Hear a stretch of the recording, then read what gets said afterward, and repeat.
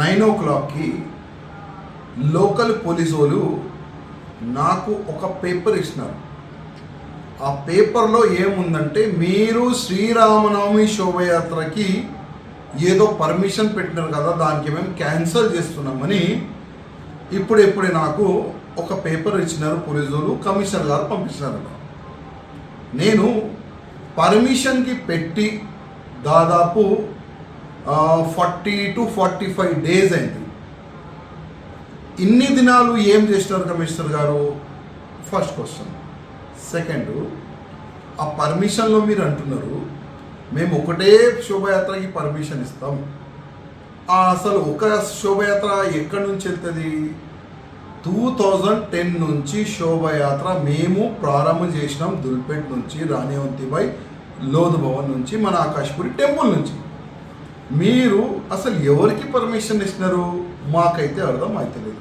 కానీ మేము అనుకున్నాం, కాంగ్రెస్ గవర్నమెంట్ వస్తే హిందువుల పైన పక్కా పోలీస్ నుంచి దౌర్జన్యం అవుతుంది అని మేము అనుకున్నాం. ఎందుకంటే కర్ణాటకలో చూస్తున్నాము, ఎక్కడెక్కడ కాంగ్రెస్ వేరే పార్టీ కలిసి ఉంది. కేరళలో మేము చూస్తున్నాము, అక్కడ కూడా ఇట్లాంటి హిందూ ఫెస్టివల్ పైన కేసులు బుక్ చేసేది లోకల్ గవర్నమెంట్ పోలీసు వాళ్ళు.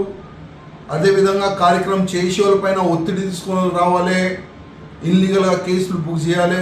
ఇది చాలా కాంగ్రెస్ గవర్నమెంట్ జరిగింది కూడా మేము చూస్తున్నాం. ఇది మాకు కొత్తది కాదు. ఎందుకంటే నేను కార్పొరేటర్ ఉండే, ఆ సమయంలో కూడా అప్పుడు ఆంధ్రప్రదేశ్ ఉండే, అప్పుడు కూడా చాలా వరకు ఫేక్ కేసులు నా పైన బుక్ చేసినారు. అప్పుడు భయపడలే. ఇప్పుడేంది భయపడేది? నేను రేపు 12 గంటలకి శ్రీరామనవమి శోభయాత్ర నేను తీస్తున్నాను. ఆ శోభయాత్రకి ఎవ్వరు కూడా ఆపలేరు. ఈ మాట గుర్తించండి. అదేవిధంగా మన ముఖ్యమంత్రి గారు, కాంగ్రెస్ ముఖ్యమంత్రి గారు రేవంత్ రెడ్డి గారు, హిందువుల పైన మీరు దౌర్జన్యం చేస్తే, హిందూ ఫెస్టివల్కి మీరు ఆపనికి ప్రయత్నం చేస్తే, గతంలో ముఖ్యమంత్రి పరిస్థితి ఏమైంది, మీది కూడా అట్లనే అవుతుంది. याद పెట్టుకోండి. अकबरुद्दीन ओवैसी उसके बड़े भाई असदुद्दीन ओवैसी की जीत के लिए पार्टी प्रचार वो कर रहा है, सभाएं कर रहा है, रैली निकाल रहा है.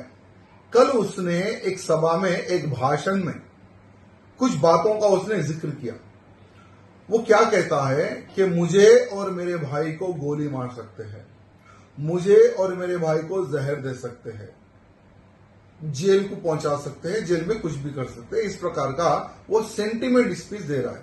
तो मैं अकबरुद्दीन को ये कहना चाहूंगा कि भाई, तुम पार्टी प्रचार कर रहे हो तुम्हारे भाई की जीत के लिए, तो तुम पिछले इतने वर्षों में जो तुम्हारा हैदराबाद पार्लियामेंट में तुम्हारा राज है, तुम्हारा भाई जीतते आ रहा है, पुराने शहर की जो बेवकूफ जो वोटर है, जो तुम्हारी बातों में आकर जो माइनॉरिटी जो तुम्हें वोट डालकर जिता रहे, उनके लिए अभी तक तुमने क्या किया है और आगे क्या करेंगे, इस विषय पे तुम बात करना था.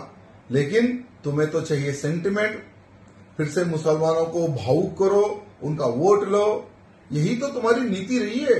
तो मैं अकबरुद्दीन ओवैसी को कहना चाहूंगा कि इतिहास उठाकर अगर तुम देखोगे तो तुम्हारे पिताजी हो या असदुद्दीन ओवैसी हो, तेलंगाना में जिसकी भी सरकार बने उनके पैर पकड़ना, उसके बाद में लैंड ग्राफिंग करना, दूसरे पार्टियों को ब्लैकमेल करके पैसा कमाना, यही तुम्हारे असदुद्दीन ओवैसी का काम है और रहा है. मैं अकबरुद्दीन ओवैसी को एक बात कहना चाहूंगा कि बेटा, जब वाईएस राजशेखर रेड्डी की कांग्रेस गवर्नमेंट थी तभी तुम लोगों से मिले हुए थे. उसके बाद में किरण कुमार मुख्यमंत्री बने कांग्रेस के, उनके पैर पकड़े तुम लोगों ने. फिर चंद्रबाबू नायडू की सरकार आई, उनके पैर पकड़े तुम लोगों ने. फिर चंद्रशेखर की सरकार आई, उनके पैर पकड़े तुम लोगों ने. अभी रेवंत रेड्डी मुख्यमंत्री यानी कांग्रेस की सरकार आई, फिर उनके पैर पकड़ लिए तुम लोग. एक बात ध्यान से सुन ले अकबरुद्दीन ओवैसी, यही तेलंगाना में भारतीय जनता पार्टी की गवर्नमेंट आएगी, भले ही हम रहो या ना रहो. लेकिन जैसे तुम कह रहे हो ना कि हमें गोली मारा जाएगा, हमें जहर दिया जाएगा, वो सब नहीं करेंगे. जैसा ही भारतीय जनता पार्टी की सरकार तेलंगाना में बनते ही तुम दोनों भाई हमारे अधिकारियों के पैरों पर गिरेंगे.